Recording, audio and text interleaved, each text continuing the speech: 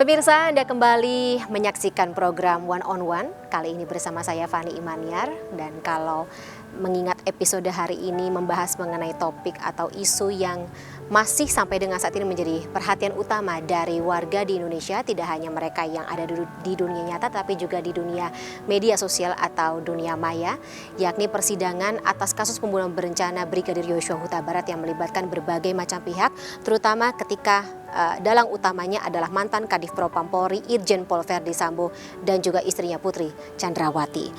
Nah, pemirsa, dalam 2 pekan terakhir ini, sidang kasus pembunuhan berencana terhadap Yosua Huta Barat tersebut memasuki babak baru.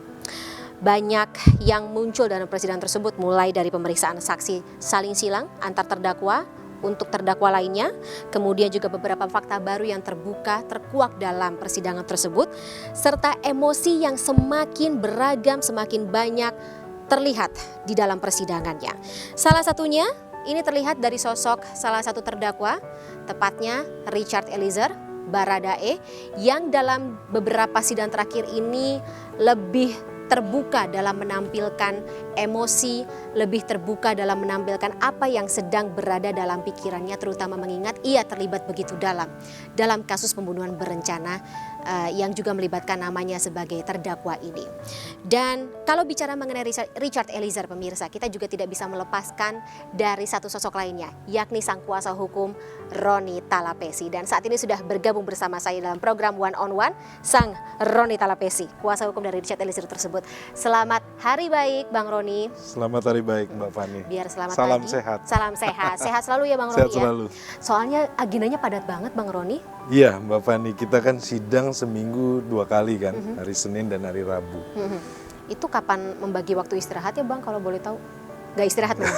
Istirahatnya ada waktu istirahatnya. Cuma waktu ya, Bang, ya? Saya istirahatnya di hari Minggu. Baik. Hari Minggu. Kalau hari Senin sampai Sabtu itu kita full. Tidak mungkin istirahat ya? Tidak mungkin. Jadi kita full karena mempersiapkan sidang untuk sidang selanjutnya. Nah, ini juga kayak Bang Roni tidak katakanlah setelah program One on One ini selesai, tapingnya juga akan kembali mempersiapkan untuk sidang Richard Eliezer kan ya? Betul, karena besok kan sidang untuk klien kami Richard Eliezer, pemeriksaan saudara Putri Chandrawati sebagai saksi dihadirkan untuk persidangan atas nama Richard Eliezer, Ricky Rizal dan Kuatmaruf. Oke, apa saja Bang kalau boleh tahu bocoran yang sedang disiapkan ini? Sebenarnya kita akan fokus terkait dengan peristiwa yang di Magelang. Walaupun peristiwa di Magelang itu tidak di dalam dakwaan ya. Tetapi kan sudah sangat jelas bahwa posisi klien kami ya terkait peristiwa di Magelang, bahwa klien kami itu setelah dari Sekolah Taruna Nusantara kemudian dipanggil, dia ketika sampai di rumah Magelang coba bertanya kepada saudara Kuatmaruf. Kemarin terungkap juga di persidangan, Kuatmaruf sampaikan bahwa kamu sudah tidak usah tahu dulu. Kemudian menanyakan sama almarhum, kamu tidak dijawab. Menanyakan sama Susi juga tidak dijawab. Jadi sehingga klien saya dalam posisi di Magelang itu dia tidak tahu apa-apa. Ini menggambarkan bahwa posisi dari Richard Eliezer ketika di Magelang, dia tidak tahu apa yang terjadi. Tapi dia coba untuk bertanya ya. Nah, kita juga kan terkait keterangan yang sudah disampaikan bahwa ada pelecehan, kemudian kan terungkap di persidangan bahwa diragukan apakah ada pelecehan tersebut atau tidak. Karena apa? Karena pemeriksaan ketika saudara Ricky Rizal kemarin dihadirkan, kemudian menceritakan dia sempat ngobrol sama PJ, kemudian memanggil almarhum ngobrol 10-15 menit. Iya. Cukup dekat ya. Yang dalam situasi kalau kamarnya di depan pintu kamarnya sangat dekat. Kemudian kan kemarin kami menanyakan kepada saudara Kuatmaruf, contohnya kalau orang batuk lantai 2 dengan rumah sekecil itu, lantai 1 kedengeran apa enggak? Karena kan disampaikan bahwa kejadian tanggal 7 tersebut ada saudara Kuatmaruf dan Susi, mereka ada di lantai 1. Kan pertanyaannya simpelnya seperti itu. Kalau ada terjadi sesuatu kan pastinya tentunya terdengar, diketahui ya. Baik. Kemudian kan saudara Ricky Rizal menyampaikan juga dia kepo. Kami menanyakan kan. Jujur ya persidangan kemarin dia sampaikan dia kepo. Kan pertanyaan kami selanjutnya adalah ketika saudara saksi Ricky Rizal kepo, dia kan berdiri di depan pintu. pintu kamar. Pertanyaannya pintu kamarnya tertutup full atau tidak? Ternyata cuma setengah. Ada pintu kasa ya. Kemudian kan kalau kepo mendengar tidak pembicaraan antara Putri Chandrawati dengan almarhum Joshua. Nah, dia bilang dia tidak dengar. Kemudian hanya bisik-bisik. Nah, kami agak curiga ya kalau yang disampaikan bahwa ada terjadi sesuatu, ya pelecehan seksual. Kok pakai bisik-bisik? Kok pakai bisik-bisik? Ini agak kurang dinalar ya. Itu majelis hakim bisa menilai lah. Kemudian ketika peristiwa di Saguling itu sangat jelas ya bahwa klien saya dipanggil oleh saudara Ricky Rizal.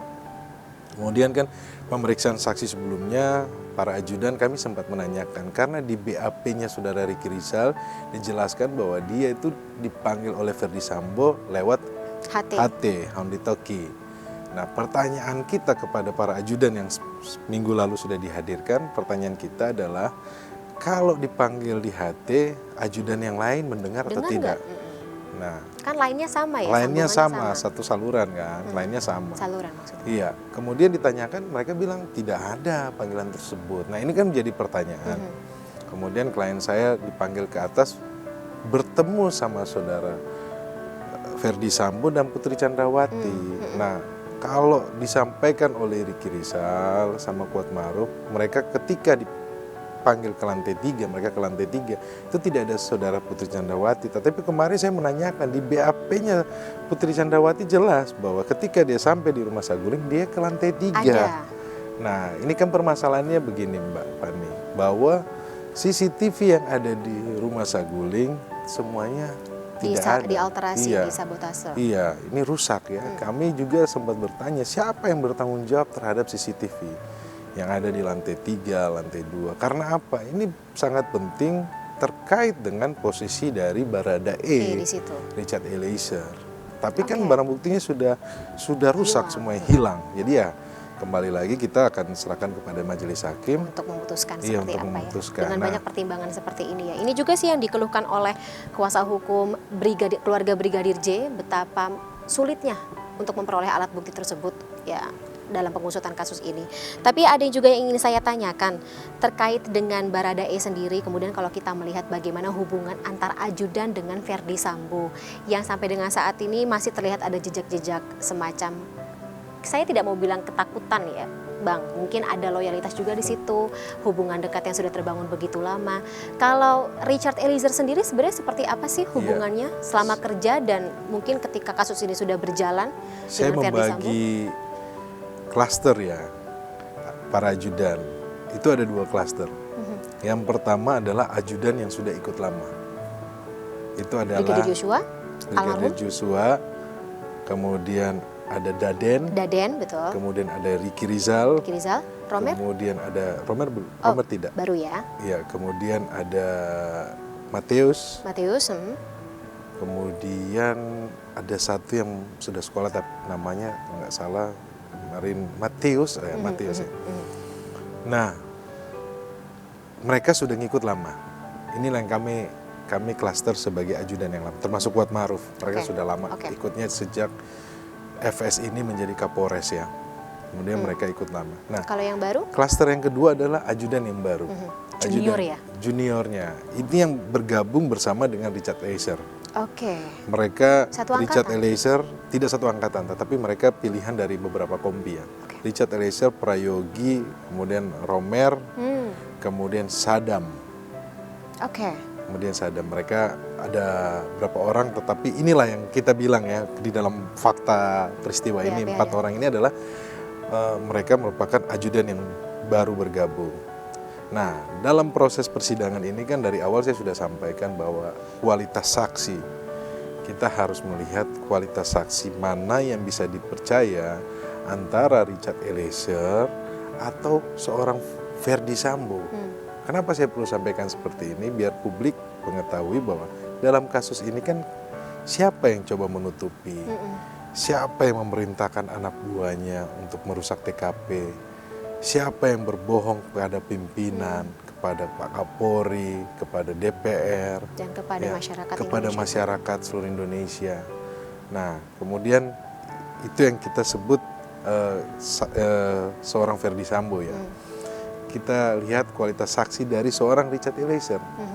Di sini kan kelihatan dalam perkara ini keterangan Richard Eliezer lah ini yang membuka kotak Pandora. Ini adalah yang disampaikan oleh ketua majelis bahwa kotak Pandora. Jadi kasus ini sampai bisa ada di pengadilan karena keterangan dari Richard Eliezer. Dia yang maju. Dia yang membuka apa yang sebenarnya terjadi di sini. Ini biar kita melihat kualitas saksi mana yang bisa kita percaya. Kenapa? Karena kan awal kasus ini kan kita ketahui berbelit-belit, coba ditutupin. Kalau saya ingat itu Presiden sampai ngomong 4 kali Pak Jokowi. Iya. Pak Jokowi ngomong sampai 4 kali, kemudian Pak Kapolri juga minta supaya ini ditangani secara profesional, dibuatkanlah tim sus. Sampai dibuat Tim sus kemudian sus. bagaimana perkara itu tim sus harus bekerja mencari alat bukti, cari CCTV. Nah ini sebenarnya kami melihat bahwa profesional dari Polri ya, kami terutama melihat, mereka yang dekat dengan Ferdy Sambo. kalau yang kita melihat bahwa Polri dalam hal ini institusi ya bekerja sudah profesional. Kita harus apresiasi terhadap kasus ini, tim sus ya. Kita harus apresiasi.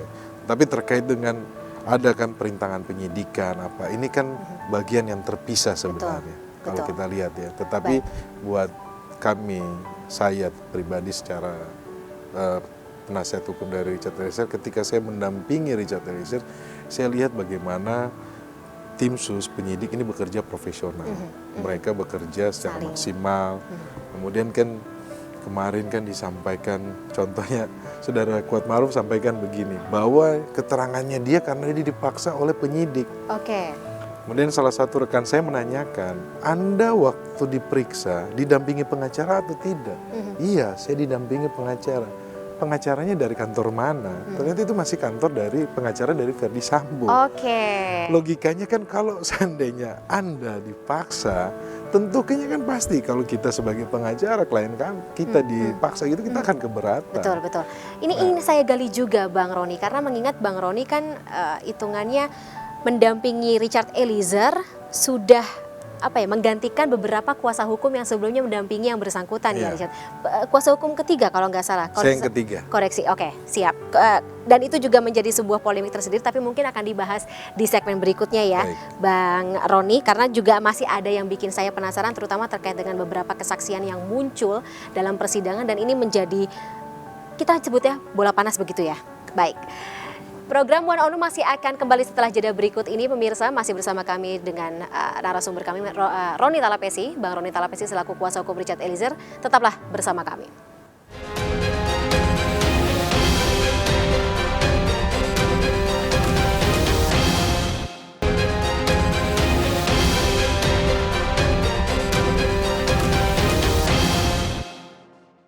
Terima kasih pemirsa, Anda masih bersama kami dalam One on One, dan masih bersama kami juga hari ini kuasa hukum dari Richard Eliezer, Bang Roni Talapesi.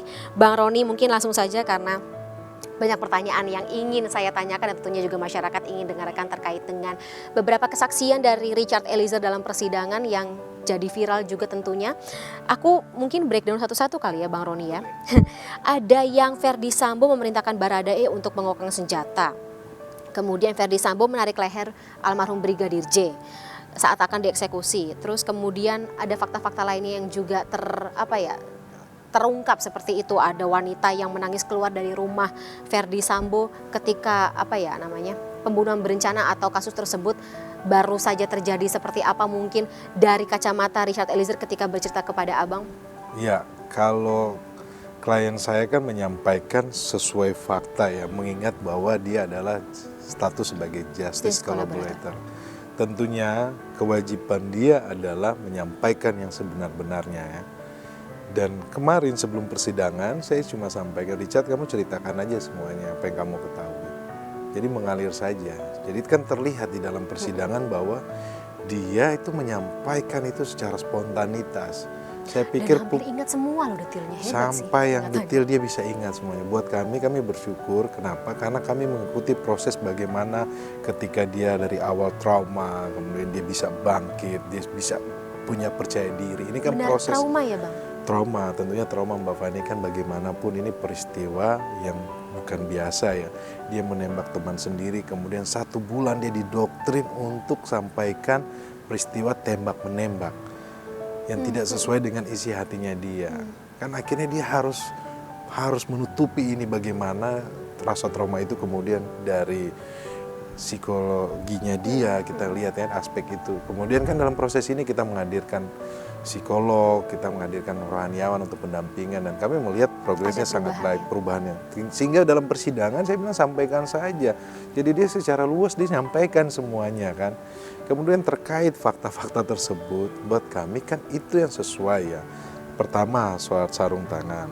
Sarung tangan itu yang disampaikan oleh saksi bernama Romer bahwa ketika di depan rumah Duren 3 dia melihat Ferdy Sambo menggunakan sarung tangan, pistol HS jatuh. Tapi kalau kita lihat di CCTV ya bahwa itu tertutup mobil. Kemudian Ferdy Sambo ketika berjalan kelihatan sekali tangannya dia masuk di kantong. Kantong celana. Iya. Dugaan kami itu ketika masuk di kantong itu sarung tangannya itu dimasukin. Oke. Kemudian di dalam rumah Duren 3 di TKP itu dia menggunakan sarung tangan. Richard Eliezer menyampaikan seperti itu. Kemudian kita melihat ya BAP Ricky Rizal di tanggal 15 mereka menyampaikan mereka melihat sarung tangan di dalam rumah. Kuat Ma'ruf menyampaikan melihat sarung tangan di dalam rumah. Di tanggal 18 mereka merubah BAP-nya. Oke, tidak ada sarung Tidak tangan. ada sarung tangan. Terus kemarin persidangan saya tanya, kamu dasarnya apa ketika kamu bilang kamu merubah BAP? Karena ketika konfrontir mereka satu ruangan dengan saudara Ferdy Sambo, mereka melihat CCTV bahwa ketika Ferdy Sambo masuk tidak ada sarung tangan, padahal tangannya masuk ke sarung. Nah, saya sampaikan, tetapi di BAP saudara saksi, itu saudara saksi sampaikan melihat sarung tangan itu di dalam rumah. Di TKP bukan di luar. Kalau CCTV itu kan di luar halaman. Nah ini kan menjadi keanehan buat kami sehingga kami menanyakan kamu melihat atau tidak. Akhirnya mereka sampaikan mereka tidak memperhatikan karena mereka berdiri di sebelah kiri, hanya melihat masker karena di tangan kanan adalah sarung tangan medis, di kiri adalah masker. Jadi semuanya menggunakan dua tangan. Ferdy Sambo sesuai keterangan saya menembakkan 2 tangan, kemudian di sini cuma ini. Maskernya sebelah sini mereka nggak melihat sarung tangan. Ya sudahlah, terserah. Majelis hakim berulang kali bilang terserah. Lagi-lagi jaksa sampaikan jaksa sampaikan terserah. Kemudian pertanyaan saya, Kuat Ma'ruf melihat Ferdy Sambo maju atau tidak? Dia sampaikan dia melihat. Majunya sampai di mana? Sampai di depan tangga, di depan tangga di mana di bawah tangga tersebut ada almarhum Joshua di situ. Terus saya tanyakan, kamu melihat nembak atau tidak? Terus dia sampaikan dia tidak melihat. Nah saya tanyakan, kamu sudah dites sama lie detector? Kemudian dia langsung penuh dengan emosional menyampaikan, saya sudah dites sama lie detector. Defensif. Saya melihat sangat defensif. Kemudian dia sampaikan, hasilnya apa? Saya berbohong. Terus saya bilang, kenapa Anda bisa berbohong? Ya saya yang benar, itu kan robot. Yang buat kami tim penasihat hukum ya, ini kan lie detector ini tentunya kan ada ahli yang secara akademisi mereka punya kapabilitas, terus mereka melaksanakan ini kan. Nah, emosi yang terlihat di Kuat Ma'ruf dan juga Ricky Rizal seketika mendapat pertanyaan dalam persidangan tersebut, saya lihatnya berbeda dengan raut muka dan juga bagaimana Richard Eliezer mendeliver kesaksian tersebut. Kenapa ya Bang? Betul, karena kemarin setelah semuanya mereka bertanya kelihatan sekali ya majelis hakim, jaksa penuntut umum kan emosi begitu agresif ya. Karena apa? Seolah-olah ini persidangan dibuat main-main. Karena keterangannya mereka berbeda dengan keterangan yang sudah dari Polres Jakarta Selatan, yang sudah dari Propam. Ini keterangannya berbeda dengan keterangan saksi-saksi yang sudah dihadirkan sebelumnya. Di mana saksi-saksi yang dihadirkan itu mereka ada. Contohnya Susi bilang tidak ada bopong. Kuat Ma'ruf ngotot itu ada bopong. Padahal kan Susi sudah mencabut BAP-nya. Kemudian dari Polres Jakarta Selatan sampaikan bahwa mereka menginterogasi kepada Ricky Rizal dan Kuat Ma'ruf bagaimana kejadiannya, terus mereka sampaikan bahwa ada peristiwa tembak menembak. Nah mereka sampaikan mereka tahu peristiwa tembak menembaknya di Propam ketika disampaikan oleh Ferdy Sambo. Iya, ada Ferdy Sambo di situ. Ada Ferdy Sambo di situ. Nah ini untuk menjelaskan bahwa sebenarnya kan dalam posisi di Saguling itu klien saya yang terakhir dipanggil untuk disampaikan tembak menembak. Kok tiba-tiba Ricky Rizal dan Kuat Ma'ruf ini mereka bisa tahu tembak menembak? Oke. Taunya dari mana? Iya. Iya kan? Nah, mereka sekali lagi mereka coba sampaikan, mereka baru taunya dari Verdi Sambo ketika di propam. Nah, itu sudah berbeda. Oke. Kalau yang sosok wanita misterius ini siapa sih, Bang? Iya, klien saya sampaikan, kan dalam persidangan kan ditanya sama majelis hakim, ada tidak peristiwa sesudah tanggal 8 atau sebelum tanggal 8 terjadi pertengkaran. Kemudian klien saya sampaikan bahwa di awal bulan Juni tersebut, dari rumah Saguling ada Matius, ada almarhum Joshua, kemudian ada PC, kemudian almarhum Joshua mengajak klien saya. Kemudian naik mobil, mereka putar-putar Jalan Bangka, Jalan Kemang, kemudian mereka ke rumah Bangka. Berdua nih? Mereka rame-rame, membawa senjata laras panjang. Nah, sampai di rumah Bangka itu ada banyak saksi, ada Romer, kemudian ada Sadam, Matius. Kemudian kan masuk, kemudian tidak lama datanglah bernama Ko Elben, kemudian sama perempuan. Itu siapa? Itu kalau saya tanyakan dan saya sudah cek di daftar swab dari petugas swab, itu adalah rekan-rekan dari saudara Verdi Sambo. Kelihatannya swasta ya. Oh, kita pengusaha. Ya mungkin ya, kita nggak tahu siapa. Siapakah Ko Elben ini? Ya, tetapi buat kami kan ini sebenarnya tidak masuk dalam dakwaan ya. Tetapi kan ini majelis hakim bertanya, tentunya kan klien saya harus menyampaikan apa yang dia ketahui ya. Jadi menurut saya ya itulah. Tapi bener nangis, Bang? Menangis. Dia menyampaikan ketika perempuan tersebut keluar dari rumah menangis. Kenapa ya? Ya kami tidak tahu ada apa kan. Kan kita juga bilang kalau perlu kan hadirkan saja Betul, di persidangan. saja di persidangan kan. Oh, dia ada di lokasi di TKP juga. Nah, ini terlepas kan mengetahui apa tidaknya ya.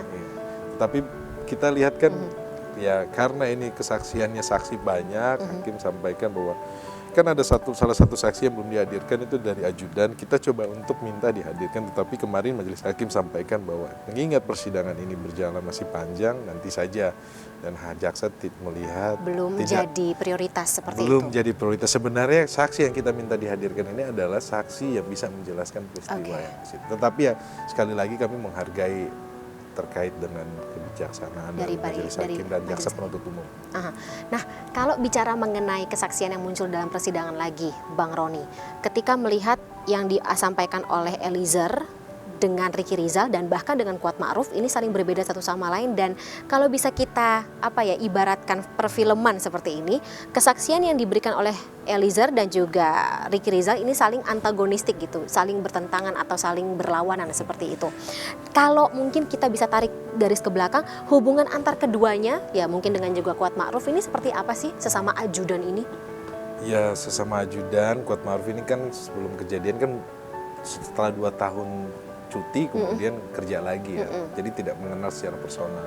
Kemudian sama Ricky Rizal, sebenarnya Ricky Rizal itu ada di Magelang untuk menjaga. Oh, jadi tidak terlalu sering di Jakarta? Sering Jakarta, Desember ketemu, itu saja sih. Jadi sebenarnya klien saya biasa aja. Terus sebenarnya bahwa klien saya itu fokus terkait dengan, nah kita kan kembali lagi ya ke peristiwa Duren 3 ya. Ketika hakim menanyakan, saudara Ricky Rizal, kamu bisa dengar jongkok, tapi kamu tidak dengar woi tembak, woi tembak. Ini kan aneh. Kemudian coba kalau saya menanyakan, coba Anda peragain berapa jarak antara Anda, Ricky Rizal dengan klien saya. Ternyata jaraknya sangat dekat. Harusnya kedengeran. Harusnya kedengeran. Itu pertanyaan kami yang pertama kan. Harusnya kalau ketika hakim menanyakan, kamu bisa dengar jongkok, tapi kamu tidak bisa mendengar woi tembak, woi tembak. Kurang fokus mungkin, enggak kita. Kemudian klien saya, rekan saya satu menyampaikan, mungkin ini Anda amnesia selektif. Hanya beberapa momen tertentu yang tidak berusaha untuk diingat, seperti itu ya Bang Roni. Jadi amnesia selektif itu yang hanya beberapa part saja kan. Kita sempat menanya kan, kamu pernah jatuh kecelakaan atau apa kan, sehingga. Tapi kok amnesia selektifnya berbarengan gitu, yang lucunya satu pattern dalam para ajudan yang tadi senior gitu, hubungannya lebih dekat kepada Verdi Sambo. Ini amnesia selektifnya barengan gitu semuanya. Sebenarnya kalau kita lihat ya kalau keterangan ajudan yang sebelumnya kita gali mengenai apakah rumah Duren 3 itu adalah lokasi untuk dilakukan eksekusi. isolasi mandiri, isoman. Oh, isoman, siap. Karena faktanya adalah saudara Ferdi Sambo dan Putri Candrawati Tidak tinggal serumah. tidak, mereka untuk PCR, dan kalau saudara Ferdi Sambo kalau isoman itu adanya di rumah Bangka. Tapi Eliezer Ini mengetahui terkait berarti dengan soal ini ya? Ya, ini terkait dengan keterangan klien saya yang sudah dituangkan dalam BAP bahwa dia sampaikan bahwa rumah Duren 3 itu bukan lokasi isoman. Jadi alasannya mereka dari Saguling ke rumah Duren 3 katanya buat isoman. Padahal kan klien saya sampaikan itu bukan tempat isoman. Isomannya adalah di rumah Bangka. Kan terungkap di persidangan. Lewat para ajudan lama, kemudian ART, kemudian petugas swab. Kita pernah menanyakan petugas swab, pernahkah Ferdi Sambo kena positif COVID? Kemudian pernah. Lokasi swabnya di mana? Di rumah Bangka. Pertanyaan saya yang kedua, kalau biasanya orang positif itu ada beberapa hari kemudian akan melakukan swab lagi. Betul. Di mana lokasi swabnya? Di rumah Di Bangka. Bangka. Jadi, Oke. iya, Tiba-tiba kemudian menjadi rumah Duren 3. tiba-tiba menjadi rumah Duren 3. Ya, ini jelas ya. Nah, Dan sebenarnya bisa ditanyakan kepada ketua RT yang bersangkutan ya, tapi sampai dengan saat ini sang ketua RT ini belum memenuhi pemanggilan, belum memenuhi pemanggilan untuk jadi saksi ya, Bang Roni. ada ketua RT, kemudian ada juga asisten rumah tangga yang kita Ada 2 yang juga Dua. sampai dengan saat ini. 2 yang belum hadir. Ada rencana Bang Roni Kita memanggil selalu maksa? minta supaya dihadirkan. Penting sekali ini untuk peristiwa pidana ini menjadi jelas ya. Kemudian salah satu ART yang bernama Agus juga itu tidak. Belum, iya. Hilang. Berarti ada 4 ya yang belum. Ada rencana untuk pemanggilan paksa mungkin mengajukan nanti kepada. kita serahkan kepada majelis hakim ya. Kita posisinya bermohon, tetapi kan kemarin juga poin penting persidangan kemarin kan kita sampaikan juga ke majelis hakim bahwa LPSK telah mengeluarkan surat rekomendasi ya. Kami juga apresiasi kepada jaksa penuntut umum, juga kepada Bapak Jaksa Agung, terus Bapak Jaksa Agung Tindak Pidana Umum Pak Jampidum, kemudian Ini menjadi presiden tersendiri untuk sosok dari Richard Eliezer. Iya, ketika ini kan berdasarkan Undang-Undang Perlindungan Saksi dan Korban ya, ada seperti reward yang negara harus berikan kepada saksi yang mengungkap kejadian ini ya, bahwa dia bukan saksi, dia bukan pelaku utama, dan dia berani untuk mengungkap kasus ini.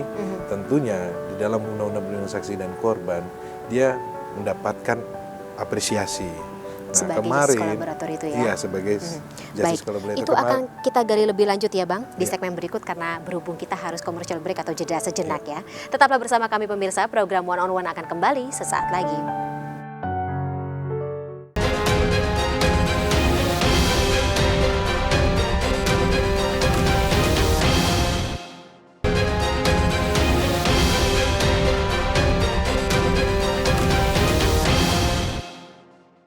Terima kasih pemirsa, Anda masih bersama kami menyaksikan program One on One, dan masih bersama kami juga hari ini Roni Talapesi selaku kuasa hukum dari Richard Eliezer. Kalau bicara mengenai Richard Eliezer, Bang Roni, kita juga tidak bisa melepaskan statusnya sebagai justice collaborator seperti yang sudah Bang Roni tease dalam segmen sebelumnya.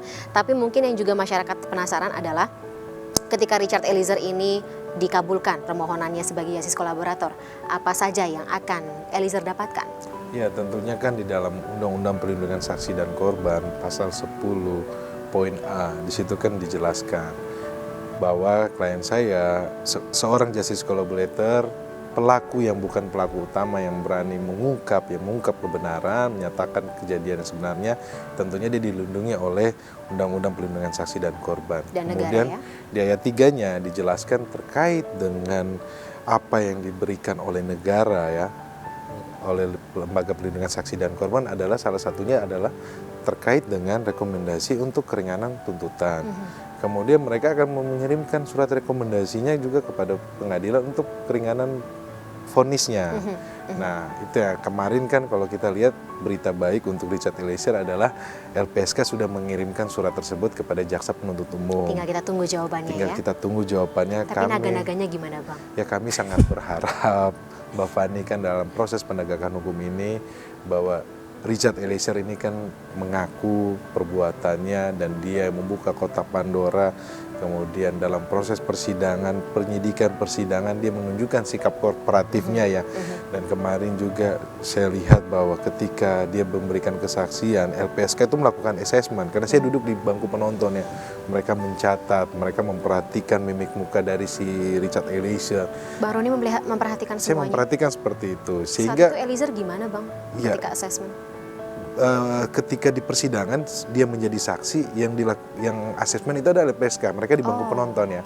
Mereka memperhatikan, kemudian mereka mencatat. Nah, terkait dengan asesmen yang di penyidikan, saya juga ikut mendampingi ketika sebelum diputuskan bahwa Richard Eliezer sebagai justice collaborator ya.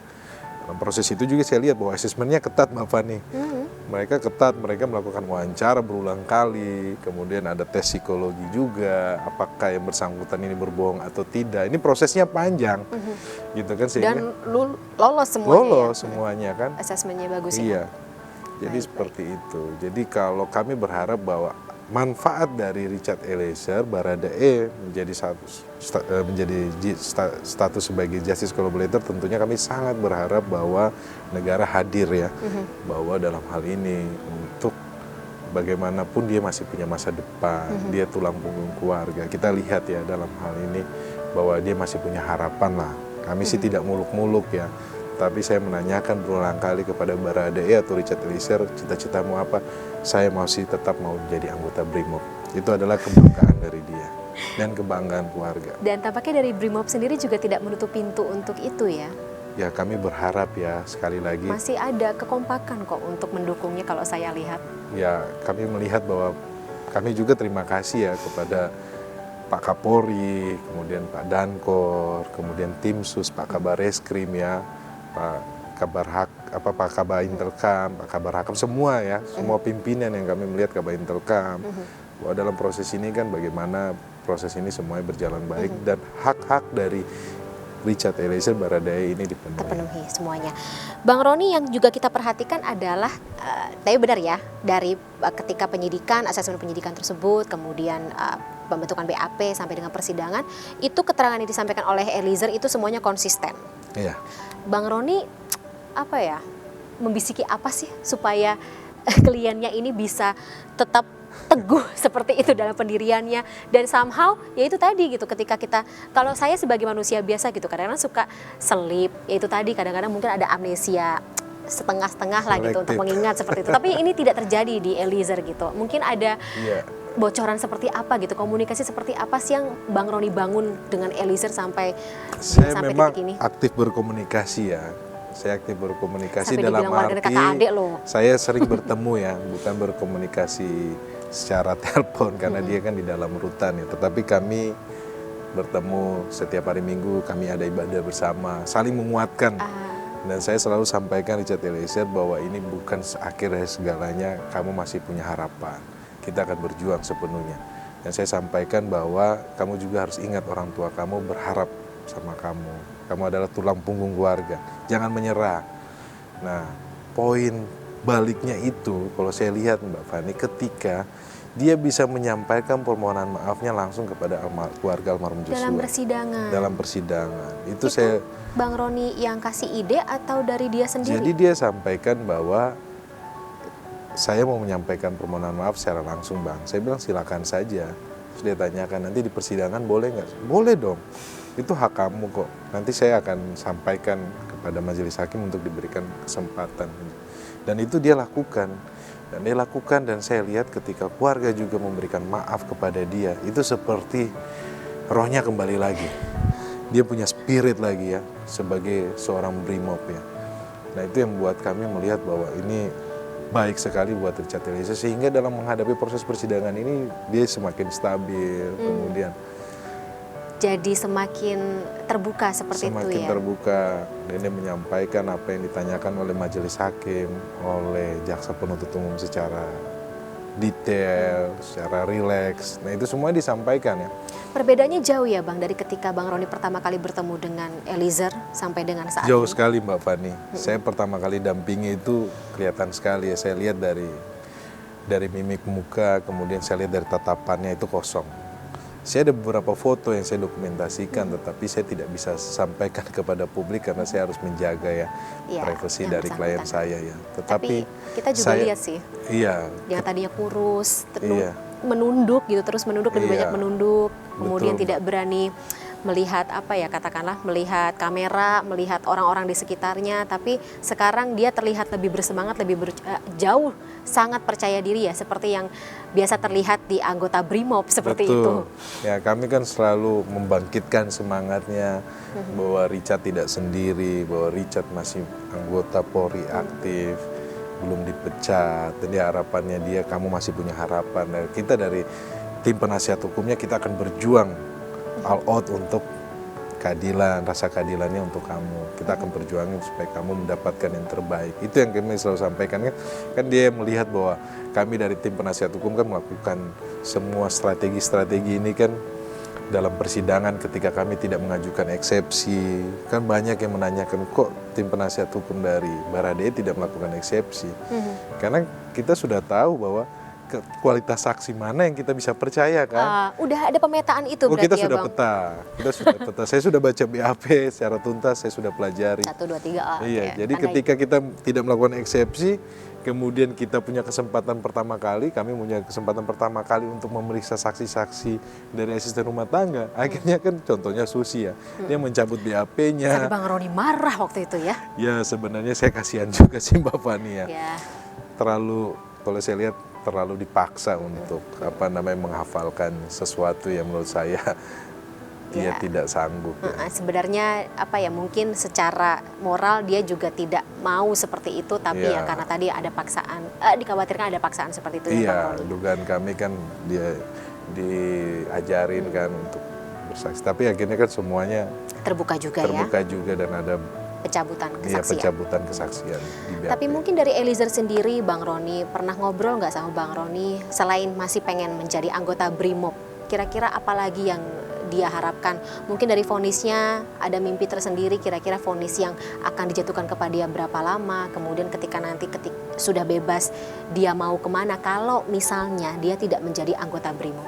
Iya, kami sudah menanyakan kan beberapa opsi ya, Richard, nanti kalau yang the worst-nya seperti ini bagaimana? Tapi dia selalu sampaikan kepada saya, Mbak Fani, saya masih tetap mau menjadi anggota Polri, Bang. Saya ini menjadi anggota Polri ini berulang kali saya coba, dan baru yang keempat saya bisa masuk, dan saya bisa menjadi anggota Polri ini adalah kebanggaan keluarga saya, karena keluarganya kalau tidak menjadi guru, jadi nelayan. Dan dia satu-satunya dari keluarganya menjadi anggota Polri dan BRIMOB, dan dia bangga sekali. Jadi kelihatan sekali dia dalam penugasan ketika di Manokwari, kemudian ketika di Poso, itu dia selalu all out ya? Iya, dia semangat cerita kepada saya. Ya, nanti kita lihat ya nanti di proses persidangan ini terkait dengan pembelaan kita di pledoi. Tetapi kalau sepanjang ini persidangan ini kami melihat bahwa fakta persidangannya sudah sangat jelas ya, terkait perintah itu sudah bunyi di keterangan-keterangan di persidangan, yang lainnya juga sudah bunyi terkait perintah. Itu yang pertama. Kedua, terkait dengan relasi kuasa sudah jelas sekali. Ini arah pembelaan kita ya Mbak. Dan ketiga, terkait dengan patuh dan taat. Berbeda. Patuh dan taat ini semua sudah terungkap di persidangan. Semua sampaikan, tidak ada yang berani terhadap sosok Ferdy Sambo. Sampai pun asisten rumah tangga saya tanyakan, kalian pernah tidak membantah perintah dari seorang Ferdy Sambo? Mereka sampaikan tidak pernah. Ya, secara logika mungkin. Mana mungkin kan. Nah ini sebenarnya sudah menggambarkan apa saya perlu sampaikan ini, karena ini merupakan kerangka pembelaan kami nanti di pledoi. Nanti kita akan sampaikan, karena kan di sini akan ada pemeriksaan ahli, kemudian kita juga akan hadirkan ahli, kita akan hadirkan saksi yang meringankan. Dalam beberapa sidang atau tahapan sidang ke depan seperti itu ya Bang Roni ya. Bang Roni, kita akan lanjutkan lagi ya di segmen berikutnya, segmen terakhir. Program One on One masih akan kembali pemirsa, tetaplah bersama kami.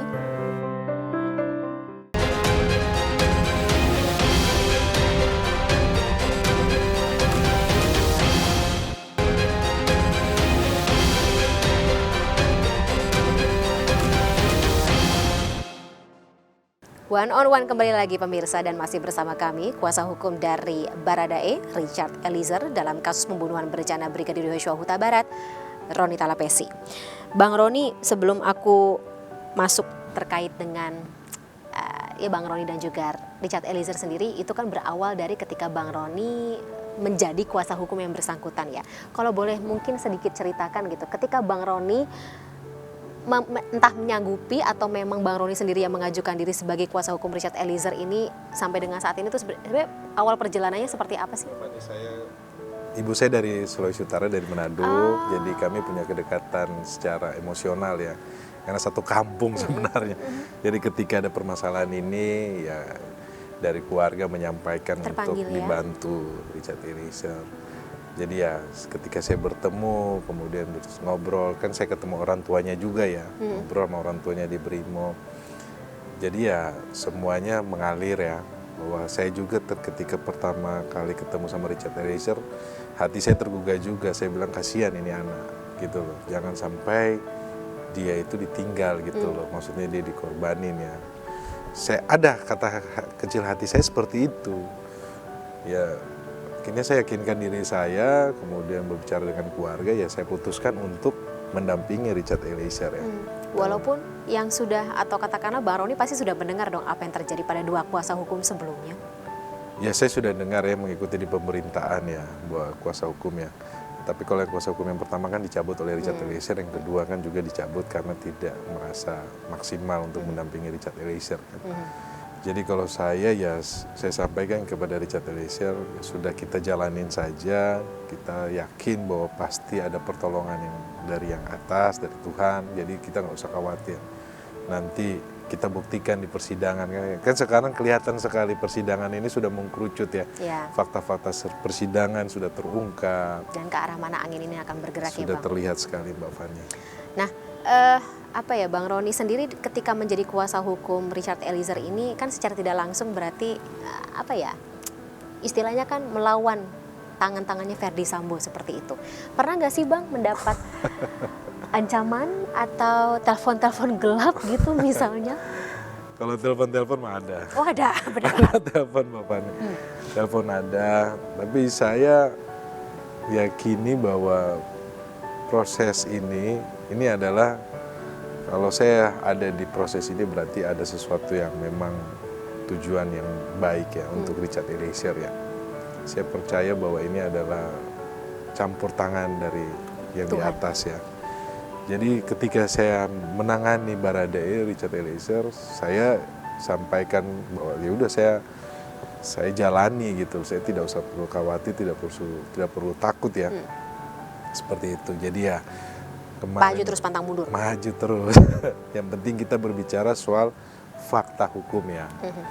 Kalau Eliezer sendiri juga pernah Bang mendapat ancaman, kemudian tekanan, atau kayak waktu itu kan juga ada godaan aliran dana yang masuk ke rekening? Tidak. Oh iya, kalau mengenai aliran dana itu kan tidak. Bahwa aliran dana tersebut kan di rekeningnya Ricky Rizal. Ini kan sudah terungkap ya.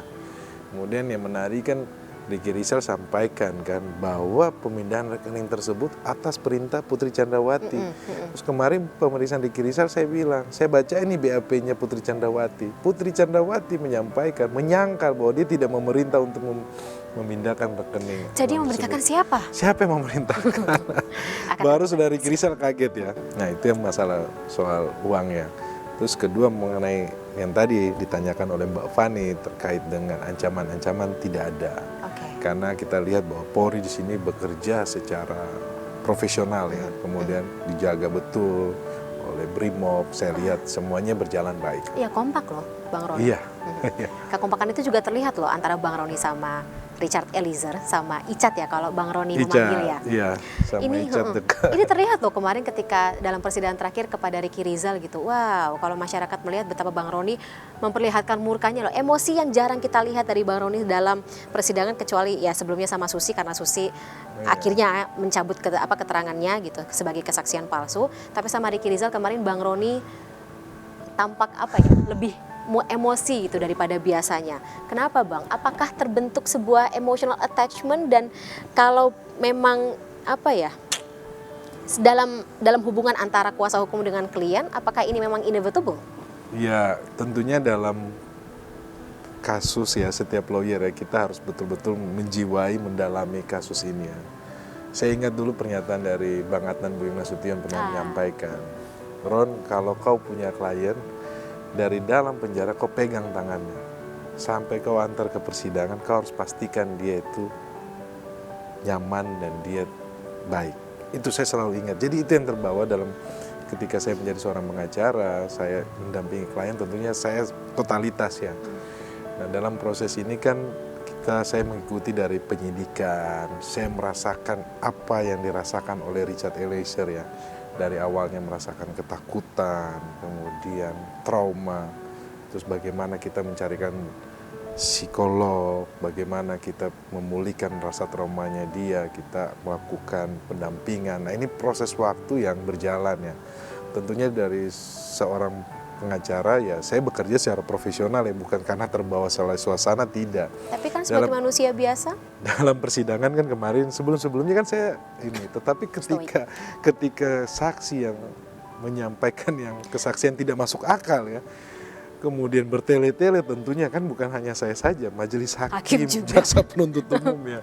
Kami sudah peringatkan berulang-ulang, sampai hakim menyampaikan, kamu harus ingat, kamu punya anak, istri, kamu harus sayang sama anak istri, kamu harus ingat. Kenapa? Ini karena terkait dengan vonis dari Ricky Rizal dan Kuat Ma'ruf. Kami kan juga secara manusia kan kita sampaikan sangat menyayangkan kok keterangannya dia. Sampai majelis hakim sampaikan, keterangan yang kamu saya nggak akan ini, saya tidak menggunakan keterangan kamu kok, karena saya sudah mendengarkan dari saksi-saksi yang sebelumnya, dan keterangan kamu ini berbeda dengan keterangan saksi-saksi yang sebelumnya, nggak masuk akal. Nah, itulah kemarin saya coba untuk menyampaikan, tentunya kita pengacara kan ada teknik-teknik ya penyampaian. Kemudian ya kalau saudara saksi bertahan seperti itu ya silakan saja. Lagi-lagi kan bisa jadi pertimbangan bagi majelis hakim nanti ya. Yang menilai kan majelis hakim. Tapi gini Bang, ketika kita melihat Ricky Rizal dan juga Kuat Ma'ruf gitu, walaupun sama-sama terdakwa ya dalam kasus yang sama, masih tadi meninggalkan jejak loyalitas, takut kepada Verdi Sambo. Richard Eliezer sendiri kenapa bisa melepaskan dari bayang-bayang tersebut? Apakah karena tadi dia salah satu ajudan yang masih junior, hubungannya dengan Verdi Sambo belum selama itu, sehingga tadi mungkin rasa takut atau doktrin untuk takut takut kepada Kadif Propam ini tidak atau belum mengakar secara mendalam kepada Eliezer? Doktrin ini kan 1 bulan ya Mbak ya, ketika dia harus dipaksa untuk mengikuti skenario tembak-menembak. Sampai pasca tanggal 6 Agustus dia mengaku yang sebenarnya ya. Bayangkan saja. Itu triggernya apa sih Bang? Ya, mau ngaku yang sebenarnya? Karena keluarga orang tuanya sudah didatangkan oleh tim sus. Kemudian sudah berulang kali mamanya menyampaikan, Dek jujur saja.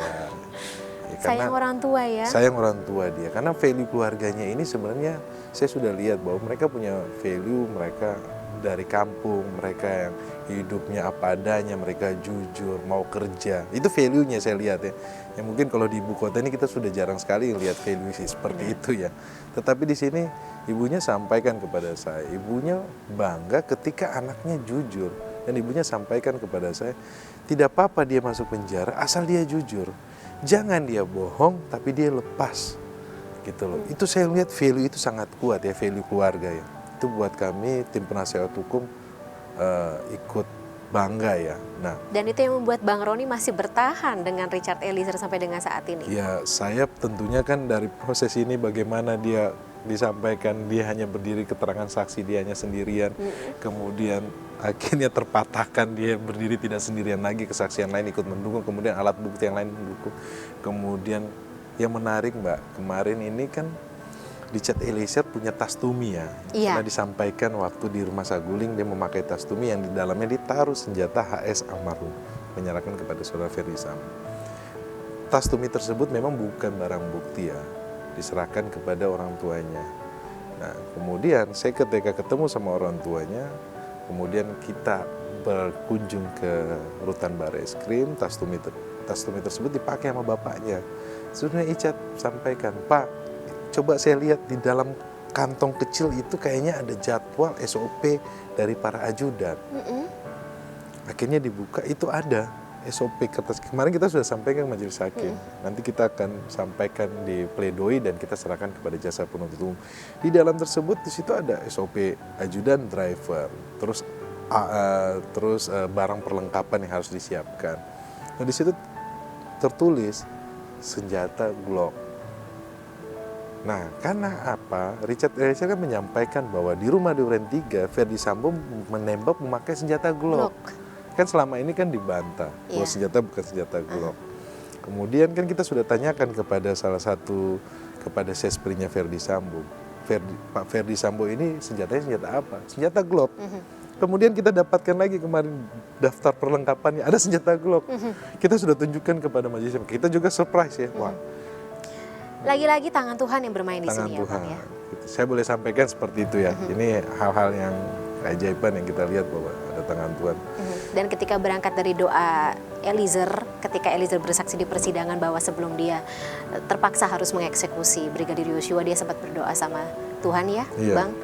Tapi kemudian terjadilah kejadian seperti ini. Tapi lagi-lagi mungkin ada tangan Tuhan, ada maksud lain di balik Betul. hal ini. Betul, Begitu ya, jadi Bang. saya lihat bahwa Tuhan mengizinkan situasi ini tetapi tidak melampaui kekuatannya Richard Eliezer, kemampuannya Richard Eliezer. Ada tangan-tangan orang baik yang ikut menolong. Salah satunya mungkin Bang Roni kan? Ya, amin ya. Amin, amin. Amin. Oke, mungkin terakhir Bang untuk menutup jumpa kita di program One on One edisi kali ini, apa langkah Bang Roni selanjutnya? Atau mungkin sekaligus juga kalau bisa diceritakan sedikit dalam karir kepengacaraan Bang Roni. Apakah ini kasus tersulit, kasus paling menarik, atau kasus yang akan Bang Roni ingat sampai dengan akhir karir Bang Roni nantinya? Iya. Dalam hal ini kan kasus ini Richard Eliezer menggambarkan seorang anak muda, seorang yang tidak mampu, kemudian dalam kasus ini yang paling lemah ya. Ya, saya sering sampaikan bahwa keadilan itu milik semuanya.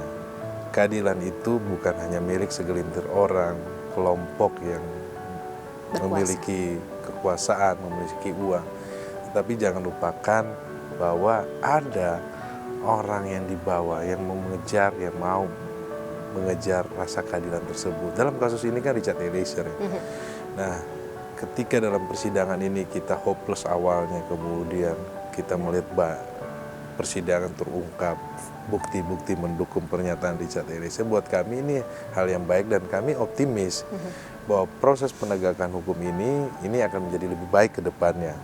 Dan dalam kasus ini Mbak Fani, sebagai saya seorang pengacara ya, saya belum pernah pegang kasus sebesar ini. Sebelumnya pernah pegang Pak Basuki Cahayapurnama. Kemudian saya pikir itu sudah kasus yang paling besar ya. Tetapi dalam kasus ini, memang ini kan sebenarnya tragedi Mbak Fani. Iya. Tidak ada yang kami banggakan juga, tidak ada yang kami mau peristiwa atau ini ini jadi semacam prestasi begitu prestasi ya Bang ya? tidak ada, karena ini mengingat bahwa ini tragedi, kemudian ada yang meninggal merupakan anggota Polri juga ya. Tapi dalam hal ini yang kami harapkan bahwa ini menjadi pembelajaran ke depannya sehingga semuanya ke depannya tentunya negara kita ini proses penegakan hukum ini kita lebih baik.